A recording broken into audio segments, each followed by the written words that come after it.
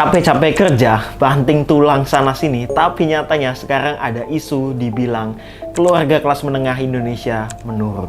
Tapi sebelum gue bahas tentang kelas menengah itu, nggak afdol kalau gue belum ngasih tahu lu apa itu kelas menengah. Nah, kalau kita ngambil referensi dari World Bank, kelas menengah itu adalah orang yang punya pengeluaran sebesar 1,2 juta sampai 6 juta per bulan per kapita.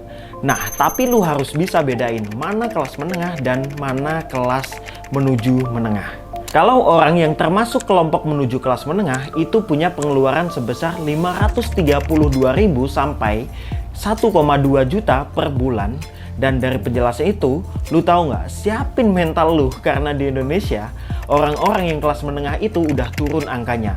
Dari yang awalnya 57,33 juta penduduk di tahun 2019, nah sekarang udah turun di 47 juta di tahun 2024. Gila nggak tuh? Nah, yang bikin gilanya lagi, media itu bilang kalau golongan masyarakat dalam kelompok menuju kelas menengah itu bisa aja turun kelas karena minim bantuan dan subsidi. Bahkan mereka bisa jadi masuk ke kelas yang rentan yang mana pengeluaran itu berkisar 354.000 sampai 532.000 per kapita. Ini penting buat lu dan gua tahu kenapa sih kok kelas menengah ini bisa menurun. Kalau mau tarik mundur lagi, lu masih ingat kan, tahun 2019 ada parahnya lagi itu COVID-19 dan parahnya itu menjadi penyebab utama kelas menengah menurun di Indonesia.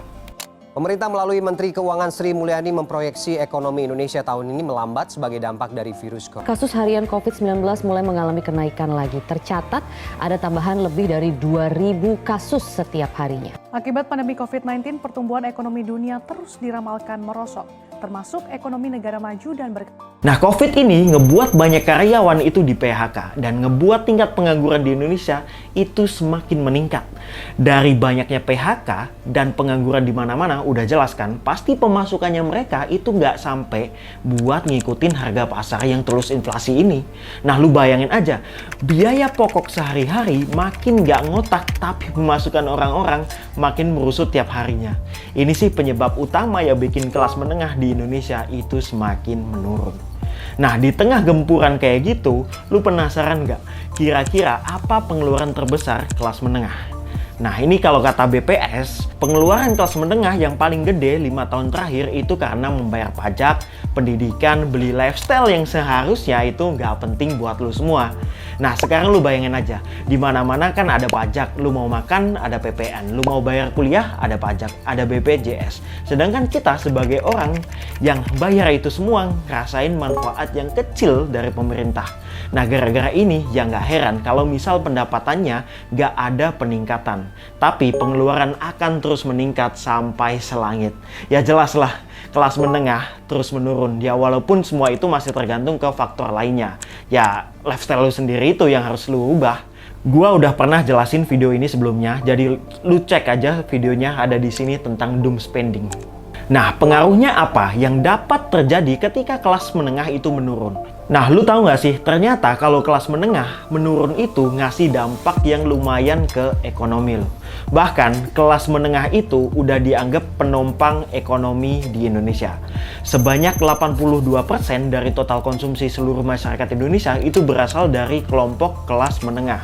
Nah, impact segede itu kalau misal kelas menengah ini semakin menurun, bayangin aja seheboh apa Indonesia ini. Kalau semisal pendapatan kelas menengah itu terus menurun, itu bisa jadi patokan ekonomi di Indonesia sedang tidak baik-baik aja. Udah ngerti kan kenapa pada akhirnya kelas menengah ini jadi penopang ekonomi yang besar? Ya iyalah, nggak ada kelas menengah, Indonesia itu bisa kelar bos. Nah, kalau misal kelas menengah ini jadi lemes atau kelar, ya pengaruhnya ke PBD juga kena. Secara konsumen terbanyak itu kelas menengah. Tadi gua udah mention, pajak-pajak itu termasuk pengeluaran utama dari kelas menengah. Ya kalau nggak stabil, ya hancur PBD ini dan ekonomi Indonesia secara keseluruhan bakal ikut hancur juga yang pastinya.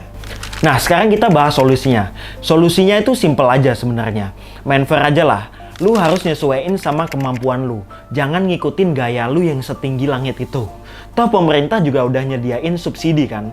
Lu harus manfaatin semaksimal mungkin lah Percuma kalau lu ambil tuh subsidi, tapi lu masih mentingin lifestyle lu yang nggak penting banget dan nggak masuk ke kebutuhan pokok lu. Nggak cuma itu doang, seharusnya program-program yang menjadi beban utama kelas menengah kayak pajak, pendidikan, kesehatan, dan lain sebagainya itu diperbaikilah. Tolong Bapak pemerintah. Nggak seharusnya diperingan, minimal disesuaikan sama kemampuan mereka, biar nggak berat-berat banget. Kalau mau lihat realitanya lagi, even di transportasi aja masih ada peningkatan dalam pengeluaran. Kalau kita lihat dari 2019 ke 2024, kelas menengah itu ngeluarin biaya lebih banyak 7,5% dan gila banget. Padahal itu baru transportasi aja loh. Belum lagi pajak makanan dan lain-lain. Kalau misal orang miskin makin banyak, nanti siapa yang mau nyediain lapangan kerja? Gak akan ada yang namanya penopang ekonomi. Nah, ekonomi kena, stabilitas politik negara juga pasti ikutan kena.